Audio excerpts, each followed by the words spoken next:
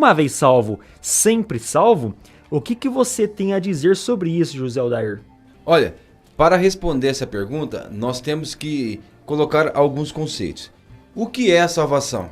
A salvação é o perdão judicial de Deus sobre todos os nossos pecados, passado, presentes e futuro. Então, quando Deus nos perdoa, todos os pecados que nós já cometemos são cancelados. Os pecados que nós ainda não cometemos também serão cancelados, porque Deus nos vê a nossa vida por completo. E quando o Senhor Jesus Cristo morreu na cruz do Calvário, nós não havíamos nascido, então é óbvio que todos os nossos pecados já caíram sobre ele, antes mesmo de nós nascermos, porque o Senhor Jesus levou o pecado de todos. Existem pessoas que ainda não nasceram, que virão a nascer caso não haja a volta do Senhor Jesus e o desenrolar de todas as coisas, e essas pessoas vão cometer pecados, e esses pecados foram crucificados na pessoa do Senhor Jesus. Então a salvação de Deus, ela inclui o perdão de todos os nossos pecados que nós cometemos e que vamos ainda cometer. Lembrando das palavras de Davi, que Deus tem escrito no seu livro todos os dias da vida dele, antes mesmo dele nascer. Então Deus sabe o quanto nós iríamos pecar. E esses pecados foram pagos pela pessoa do Senhor Jesus. E a salvação de Deus, além de incluir os nossos pecados de toda a vida, ainda inclui uma grande mudança, ainda inclui proteção e ainda inclui disciplina. E nós vamos detalhar cada uma dessas coisas. Quando nós lemos no livro de Hebreus, falando a respeito da intercessão do Senhor Jesus Cristo para com todos aqueles que são salvos por eles, lá no capítulo 7 e o versículo 25 diz o seguinte, a respeito do Senhor Jesus como sacerdote, como intercessor, como mediador entre Deus e os homens. Diz, por isso também pode salvar totalmente os que por ele chegam a Deus, vivendo sempre para interceder por eles. Então Jesus pode salvar totalmente, perfeitamente, todos aqueles que o têm como mediador, porque Jesus vive sempre para interceder por eles. E esta carta aos Hebreus é muito importante para nós entendermos este assunto, e existem várias declarações aqui do escritor que apontam para este fato de que a salvação não se perde. Hebreus capítulo 9 e o versículo 12 diz: não por meio de sangue de bodes e de bezerros, mas pelo seu próprio sangue, entrou no Santo dos Santos uma vez por todas, tendo obtido uma eterna redenção. Então o Senhor Jesus, ele entrou diante de Deus uma vez por todas, e a redenção que o Senhor Jesus Cristo obteve ali na cruz do Calvário foi de uma vez por todas. É isso aí. Então quer dizer que a salvação não se perde, e a nossa proposta é transmitir para vocês vários textos, vários ensinos através desses textos, e nós mostrarmos aqui que sempre é nesse padrão. Jesus Cristo salva uma vez, e através dessa salvação, Ele é que nos vai dar então essa santificação. A proposta deste programa e nos próximos 2 programas é continuar nessa linha de raciocínio. E por que há uma importância em tratar esse assunto? Talvez você está pensando aí, horas, mas por que eles vão tratar esse tipo de assunto aqui no programa? A realidade é que nós devemos entender, mostrar para as pessoas que a salvação de Cristo ela é única e suficiente. Não há necessidade de eu, como ser humano, fraco, pecador, eu ter que manter a minha salvação. Porque se caso fosse assim, dependesse de eu, um ser humano, ter que manter a minha salvação, nos instantes seguintes eu já perderia a minha salvação. Então, você como eu, nós somos fracos, nós somos o tempo todo tentados. E a gente não tem capacidade de manter-se sozinho em uma santificação. Então é necessário que essa santificação seja dada, pelo próprio Espírito Santo. Então, nós não perdemos a nossa salvação, nós perdemos a nossa comunhão. É uma frase de efeito que nós costumamos falar. E agora nós vamos pegar vários textos e mostrar para vocês que a salvação ela realmente não se perde. Mas antes disso, como nós vamos ler aqui alguns textos, eu vou pedir para que José Aldair explique a diferença da salvação passada em Cristo, a salvação presente neste momento e a salvação futura. Por que eu vou pedir para ele explicar isso? Porque por várias vezes, pessoas me enviaram textos mostrando que a salvação é futura. Olha aqui, Rafael, tá vendo? Ó, para salvação, ou seja, para salvação futura. Ou então vocês vão chegar a uma salvação. Então há vários textos que mostram uma salvação futura. Outros textos aparentemente mostram uma salvação presente. E outros textos mostram que a salvação está lá na cruz. Ora, então há uma contradição? Será que existem 3 tipos de salvação? Então precisamos deixar aqui bem explicado para que você entenda que realmente há sim 3 tipos de salvação, 3 termos usados nas escrituras como salvação. E José Aldair, qual é então esses 3 termos? Por que há uma salvação passada, presente e futura? Dá para explicar para nós aí? Sim. Quando nós lemos esse texto, nós acabamos de ver que Jesus obteve uma eterna redenção. Então os nossos pecados foram pagos na cruz do Calvário uma vez por todas. Agora, existe um texto em Hebreus que nós vamos ler e vai nos dar uma luz com respeito a isso. Vamos começar no capítulo 9 de Hebreus, o versículo 26, e vamos até o versículo 28, e nós vamos ter um entendimento melhor sobre todos esses aspectos da salvação. Hebreus, então, capítulo 9, versículo 26, diz assim: Ora, neste caso, seria necessário que ele tivesse sofrido muitas vezes desde a fundação do mundo.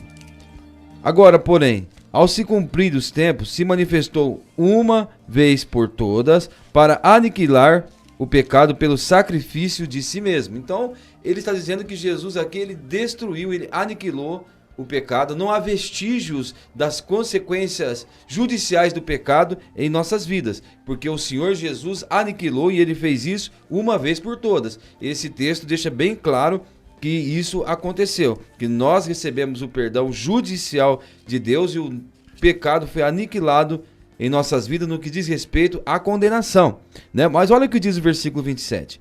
Assim também como aos homens está ordenado morrer uma só vez, vindo depois disso o juízo.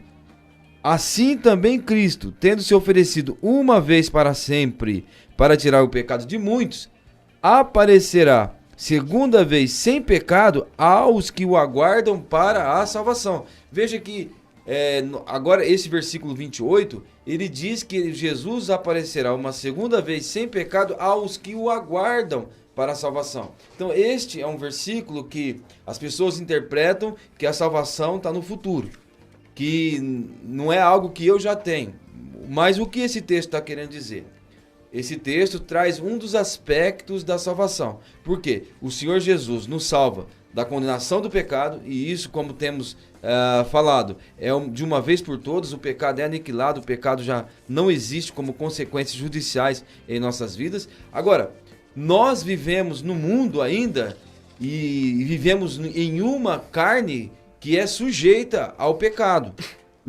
E essa salvação que traz o escritor no versículo 28 é a salvação justamente da presença do pecado. O Senhor Jesus então apareceu uma primeira vez e ele aniquilou o pecado pelo o sacrifício de si mesmo, mas ele vai aparecer uma segunda vez agora sem pecado, né? Ele não vem vir tratar a questão judicial do pecado, mas ele vai aparecer uma segunda vez sem pecado aos que o aguardam para a salvação.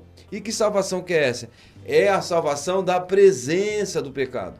Porque quando o Senhor Jesus vier, nós estaremos com ele e ele vai nos tirar num lugar onde nós pecamos e o pecado está sempre presente. Inclusive o escritor aos Hebreus diz que o pecado ele tenazmente nos assedia. E aqui neste mundo nós ainda estamos em uma natureza que sujeita ao pecado, sujeita a pecar, e também temos muitas situações de pecado, e o Senhor Jesus vai nos tirar dessa situação. Então esse aspecto da salvação é a salvação da presença do pecado. O apóstolo Paulo, quando em 1 Coríntios capítulo 15, ele fala da manifestação do Senhor Jesus no dia do arrebatamento, o que ele fala? Ele fala que isto aqui, este corpo que é mortal, se revestirá da imortalidade. Este corpo que é corruptível se revestirá da incorruptibilidade. E este corpo animal, esse corpo carnal, ele vai dar lugar a um corpo celestial. E nesse corpo celestial nós não vamos pecar mais. E nós vamos ser libertos totalmente da presença do pecado. Então, esses versículos que jogam a salvação para o futuro, ele está falando a respeito da salvação da presença do pecado e não da salvação judicial do pecado. E ainda tem aqueles textos que falam da salvação de situações em que nós poderíamos pecar, né? Então existem esses três aspectos da salvação: a salvação judicial, a salvação de uma situação de pecado e a salvação da presença do pecado. É isso aí. Então, as pessoas normalmente confundem quando aparentemente a salvação está no futuro. Elas acreditam então que somente após a morte a pessoa vai ter certeza da sua salvação, quando a Bíblia já diz que a nossa salvação da condenação do pecado, ela está no passado, em Cristo. Enquanto o povo de Israel via futuramente o Messias salvando eles, e através dessa promessa do Messias, eles estavam sendo salvos agora do poder do pecado, a nossa salvação está no passado, em Cristo. Então lá em João 5,24 diz o seguinte: em verdade vos digo. Quem disse isso foi o próprio Senhor Jesus Cristo.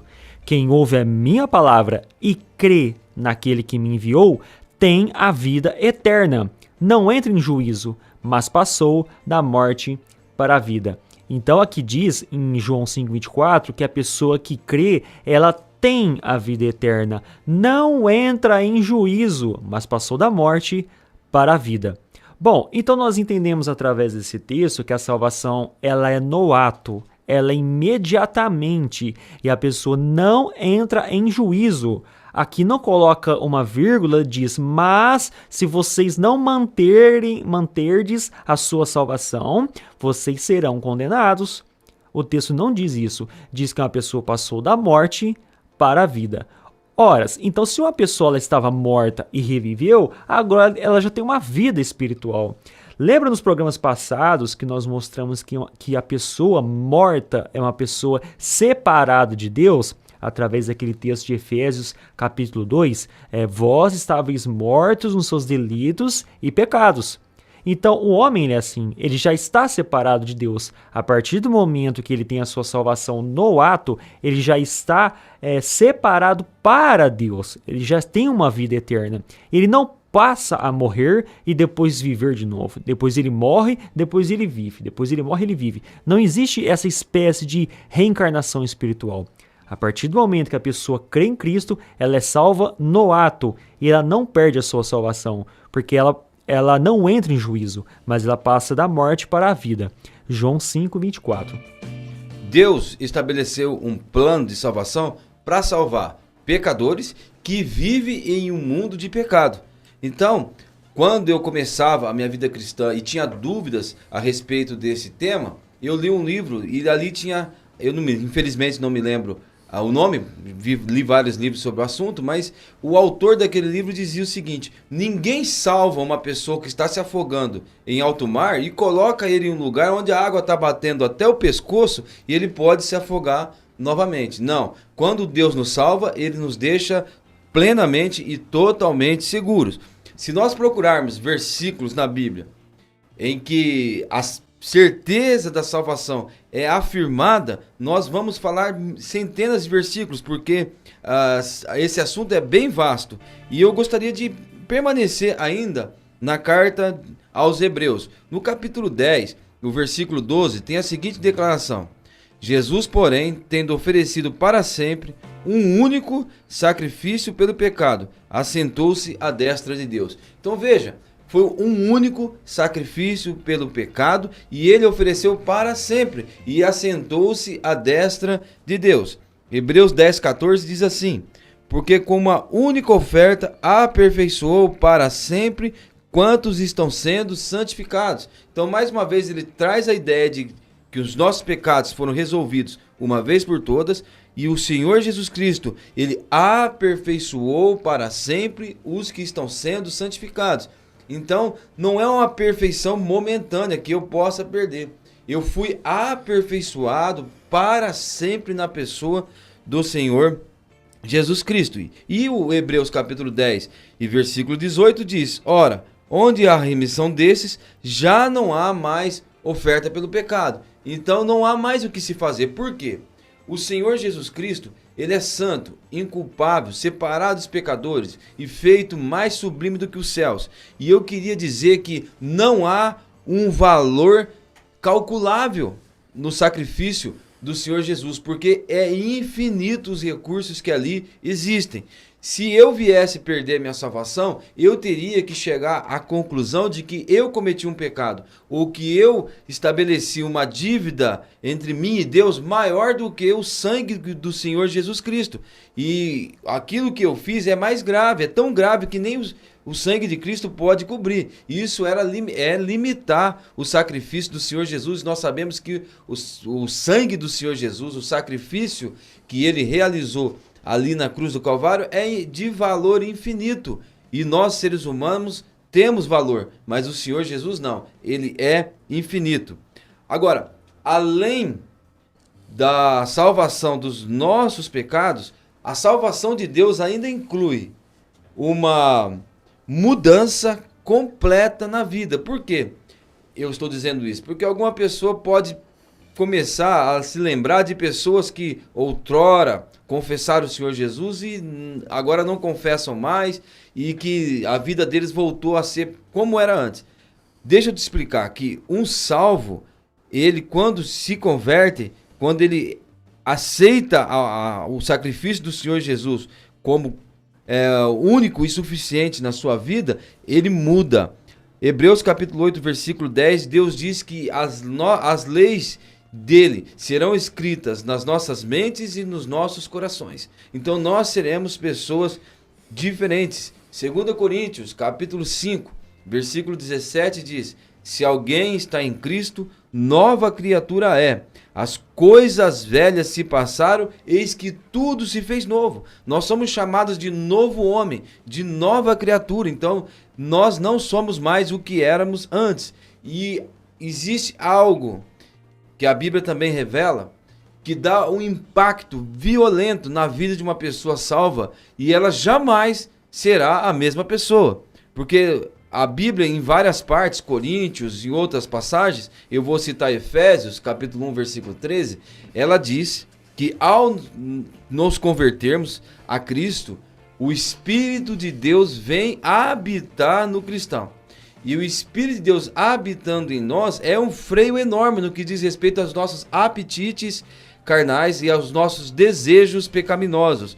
Então Efésios capítulo 1, versículo 13 diz: em quem também vós estáis, depois que ouvistes a palavra da verdade, o evangelho da vossa salvação, e tendo nele crido, foste selado com o Espírito Santo da promessa. Então, uma vez salvos, nós somos selados, ou passamos a ser morada de Deus em Espírito.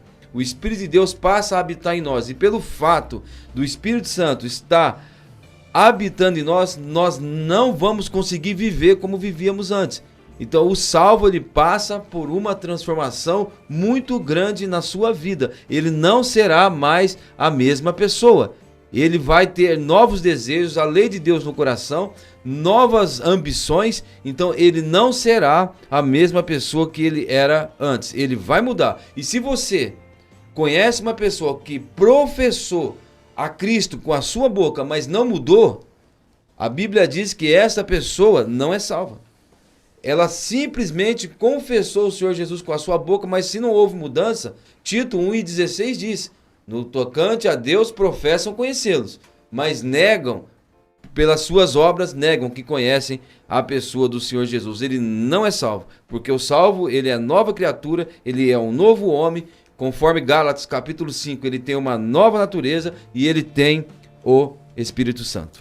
É como se fosse uma metamorfose em uma pessoa. Ela muda para uma pessoa totalmente diferente do que ela era antes. Agora, para ilustrar isso, você pode imaginar aí uma lagarta. Ela passa uma vida, né, andando, rastejando pelo chão. Um dia ela entra em um casulo e ela sai como uma borboleta e ela tem uma liberdade ali em Cristo. Você acha que uma borboleta ela volta a ser uma lagarta como ela era antes?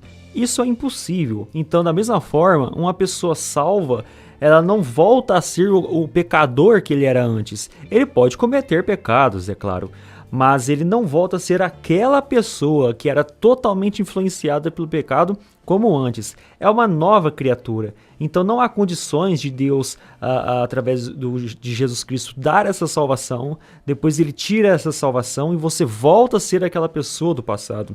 Talvez a pessoa professou sim uma fé, talvez a pessoa foi batizada, talvez a pessoa ela recebeu algumas coisas em que dava para entender que ela era uma pessoa salva, mas isso não quer dizer que ela realmente foi salvo, porque um salvo não pode voltar atrás, ele é impulsionado pelo Espírito Santo. Então, sim, uma vez salvo, sempre salvo, mas a pessoa tem que realmente ser um salvo. Bom, já vimos que a salvação de Deus, ela traz o perdão judicial, perdão da condenação do pecado, ela traz uma grande mudança. E que mais que a salvação traz? A salvação de Deus traz proteção. O Senhor Jesus Cristo passa então a nos proteger. E eu gostaria de ler um texto no Evangelho de João, no capítulo 10, onde o Senhor Jesus está usando a figura do pastor com as suas ovelhas, para ilustrar o relacionamento que ele tem com os seus servos, com aquele a quem ele redimiu. O que diz aqui? O Senhor Jesus diz no capítulo 10, o versículo 27 de João, o seguinte: as minhas ovelhas ouvem minha voz, eu as conheço e elas me seguem. Eu lhes dou a vida eterna, jamais perecerão, e ninguém as arrebatará da minha mão. Aquilo que meu Pai me deu é maior do que tudo, e da mão do Pai ninguém pode arrebatar. Eu e o Pai somos um. Então o Senhor Jesus está dizendo que Ele é o pastor que cuida das ovelhas. E Ele promete, isto é uma promessa dele: as minhas ovelhas ouvem minha voz, me seguem, eu lhes dou a vida eterna. E qual é a promessa? Nunca, jamais perecerão. Então quando você se converte, você passa a fazer parte do aprisco do Senhor Jesus. E Ele prometeu que nunca, jamais perecerá. Então, se uma dessas ovelhas vier a se perder, essa promessa do Senhor Jesus não se cumpriria. E nós sabemos que o Senhor Jesus cumprirá todas as suas promessas. E Ele diz que das minhas mãos ninguém poderá arrebatar uma das minhas ovelhas. E ainda diz: quem deu essas ovelhas a mim foi o Pai. Então imagine se você tem umas ovelhas e contrata um pastor para cuidar dessas ovelhas. E no final do dia, se você confiou ao pastor 100 ovelhas e ele voltar com 90, ele não pode alegar que eram 10 ovelhas rebeldes, que ele não deu conta de cuidar delas e por isso elas escaparam, ou que um animal conseguiu capturá-las. Você não vai colocar a culpa nas ovelhas. Se isso acontecer, a falha terá sido do pastor. Então, quando o Senhor Jesus diz que está cuidando do seu aprisco, está cuidando das suas ovelhas e que das suas mãos ninguém poderá arrebatá-la, se um salvo se perder, significaria que Jesus Cristo teria falhado na sua missão que o Pai deu. Porque o Pai confiou essas ovelhas a Ele. E Ele não vai falhar na sua missão de proteger as suas ovelhas. Ele disse: da minha mão ninguém poderá arrebatar. E aí você pode pensar: mas existiu uma pessoa que foi salva e Satanás veio e Satanás colocou tentações e provações e por fim aquela pessoa cedeu e caiu. Olha, era querer admitir que ele conseguiu tirar uma ovelha das mãos do Senhor Jesus. Isso não é possível. Porque para você tirar algo da mão de uma pessoa, você tem que ser mais forte e mais poderoso do que aquela pessoa. E não há pessoa mais forte. E não há pessoa mais poderosa do que a pessoa do nosso Senhor Jesus Cristo. O texto diz: eu e o Pai somos um. Então, existe esta promessa da parte de Deus de que nós estaremos seguros. 2 Timóteo capítulo 4, versículo 18, o apóstolo Paulo diz: e o Senhor me livrará de toda a má obra e me levará seguro ao lar celestial. Então ele diz que se houver uma má obra, seja quem quer fazer, seja quem está arquitetando, planejando alguma má obra contra ele, ele diz: O Senhor me livrará de toda má obra e me levará seguro ao lar celestial. Então existem essas promessas de proteção também a todo aquele que é salvo. É muito importante nós tratarmos sobre esse assunto, porque estamos vivendo tempos em que mestres ou denominações fazem pregações em que a pessoa, quando ela é salva, ela acredita que ela pode perder a sua salvação. E coisas assim que a Bíblia não diz que é verdade. Por exemplo, você é salvo, mas se você não batizar, você perde a sua salvação. Você é salvo, se você não dizimar, você perde a sua salvação. Então tem muitas pessoas que estão perdidas nesse meio. É um tiroteio de informações nas redes sociais, né, na própria televisão ou em denominações. Então a pessoa ela não tem certeza da salvação dela.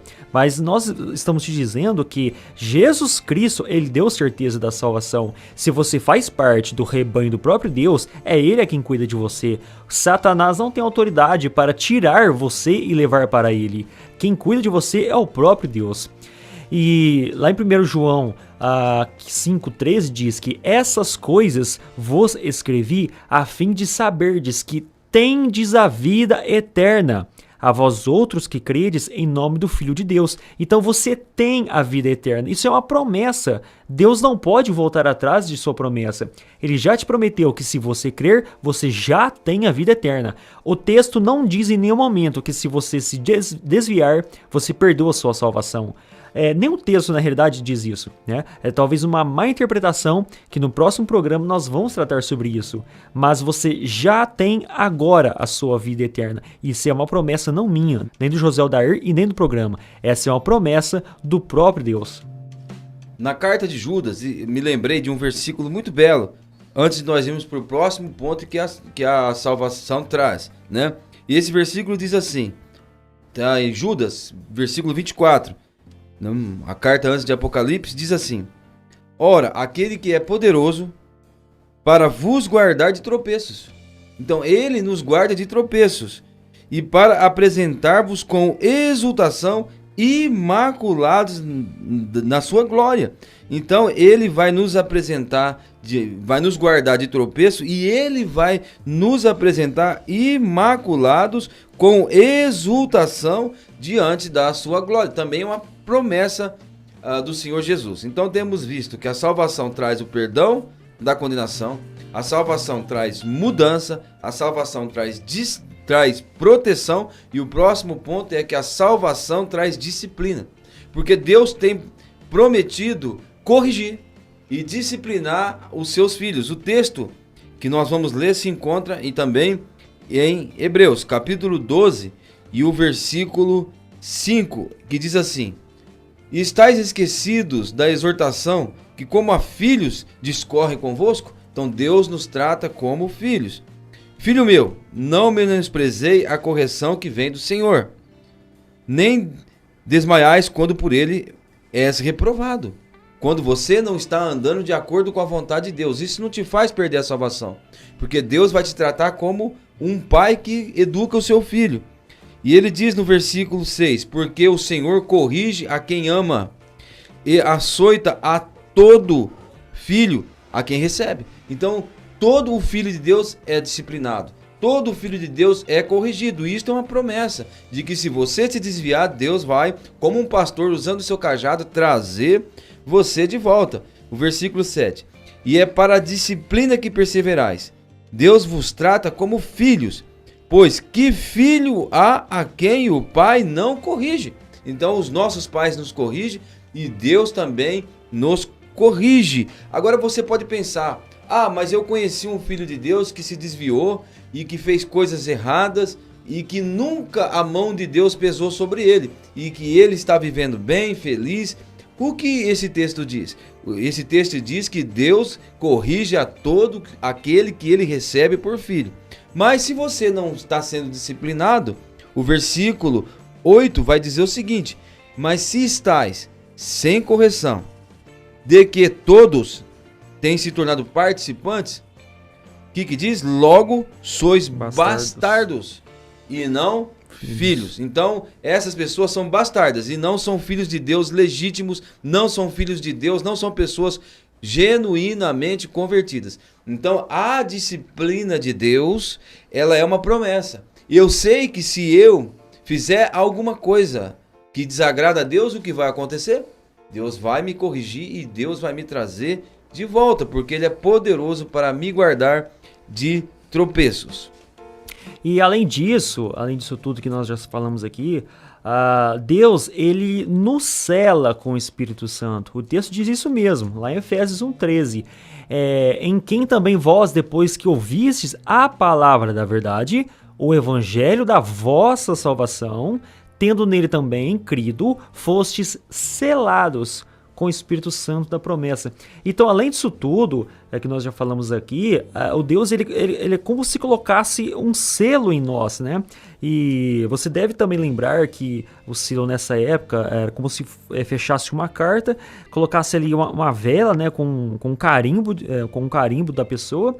E aquele carimbo, não se pode mais romper aquela carta, a não ser quem recebe, né, o receptor ali daquela carta. Então isso é ser selado, agora diz, com o Espírito Santo da promessa. Então quem é que nos convence do pecado, da justiça e do juízo? O próprio Espírito Santo. Como nós somos tratados como filhos e não somos bastardos, Deus ele vai nos disciplinar. Então caso você cometa algum pecado, respondendo já aquela velha questão, então quer dizer que se eu sou salvo, eu posso pecar, eu posso matar, eu posso roubar e etc e tal. Na verdade é uma pergunta assim muito ingênua, né? A pessoa não tem muito conhecimento daquilo que ela está falando. Porque se Deus nos trata como filhos e nos disciplina, claro que nós não vamos ficar pecando o tempo todo, porque nós não vamos sentir bem. Nós vamos sentir o peso da mão de Deus na nossa vida. E depois de sentir o peso da mão de Deus na sua vida, você continua pecando?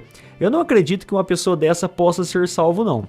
Então, os salvos, ele é disciplinado por Deus o tempo todo para a perseverança. Então, o salvo, ele persevera. Bom, eu gostaria de usar um exemplo que aconteceu no Novo Testamento. Uma igreja que recebeu a disciplina de Deus. E muitas pessoas ali também foram disciplinadas nesta igreja. E qual é a igreja? É a igreja dos Coríntios. Quando nós começamos a ler aquela carta, nós vamos descobrir que os coríntios estavam andando de uma forma que desagradava a Deus. Quando nós lemos ali, nós vamos descobrir que havia partidos entre eles. E eles se dividiram entre o grupo de um e o grupo de outro. Isso não agrada a Deus. E Deus então intervém. Depois nós vamos descobrir ali que havia pecados terríveis entre eles. Imoralidade, um irmão entrou em litígio com outro irmão, e vamos ver também que eles andaram comendo carne sacrificada aos ídolos e com muitas ideias erradas na cabeça, tratando o casamento com leviandade. E agora o apóstolo Paulo escreve a primeira carta a eles e começa a tratar sobre todos esses temas. E parte da carta que Paulo escreveu aos Coríntios, a partir do capítulo 7, ela é escrita para responder perguntas que os coríntios fizeram ao apóstolo Paulo. E entre as perguntas que eles fizeram a Paulo, tinha uma pergunta que dizia o seguinte: Paulo, por que aqui em nossa igreja existe muita gente fraca, muita gente doente, e não poucos que já morreram, ou como aquele eufemismo que a Bíblia usa, que dormiram, e não poucos que dormem? E Paulo trata de todos esses assuntos. Quando chega no capítulo 11, ele fala de algo horrível que os coríntios estavam fazendo uma festa em que alguns comiam, os outros não comiam, e em que alguns chegavam a se embriagar e os outros não tinham acesso aos alimentos, né? E depois ainda celebravam a ceia do Senhor de maneira totalmente irresponsável e de maneira cometendo sacrilégio, profanando a ceia do Senhor. E o apóstolo Paulo então diz a eles no capítulo 11, no versículo 30, né, o seguinte: eis a razão porque há entre vós muitos fracos e doentes, e não poucos que dormem. Vocês querem saber a razão? Porque vocês estão fazendo todas essas coisas, é que existe muitos fracos e doentes e não poucos que dormem. Então, nós vemos aqui que Deus progrediu na sua disciplina. Ele permitiu que alguns ficassem fracos, outros doentes, mas quando eles ainda continuavam obstinados e eles não voltaram para Deus, qual foi a disciplina que Deus aplicou? A morte. Veja o que diz então o versículo 31.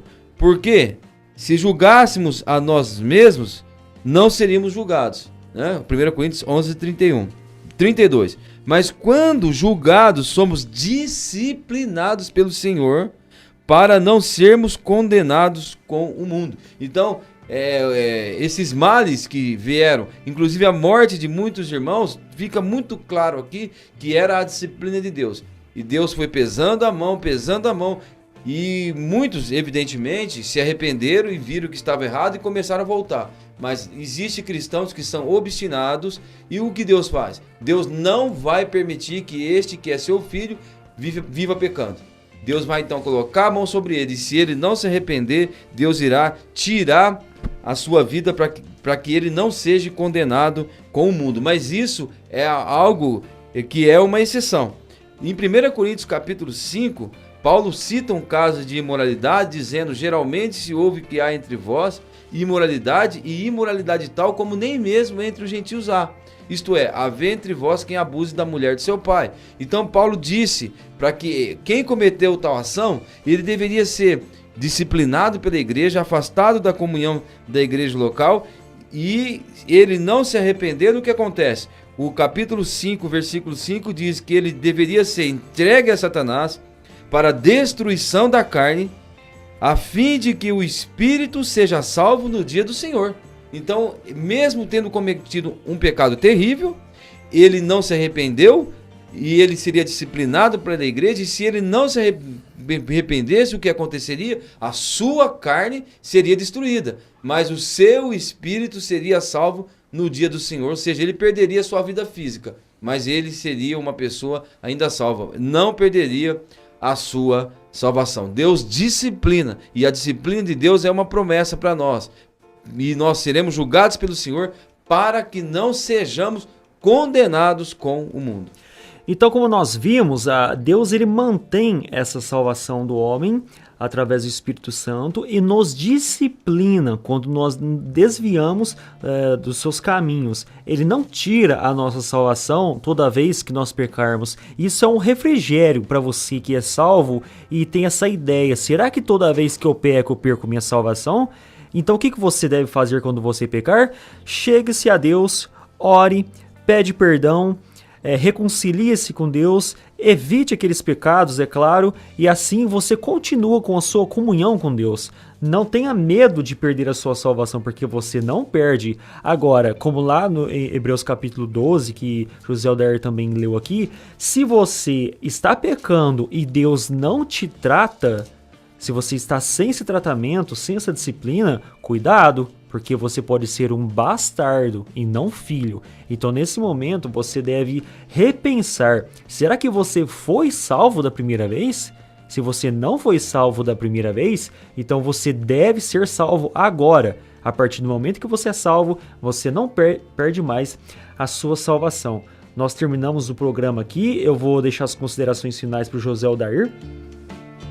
Eu gostaria que você nos acompanhasse nos próximos programas, porque nós vamos começar a interpretar alguns versículos que possa dar a entender que a salvação é perdida. E vamos ver o que esses versículos realmente quer dizer. E aguardamos vocês então para os próximos programas.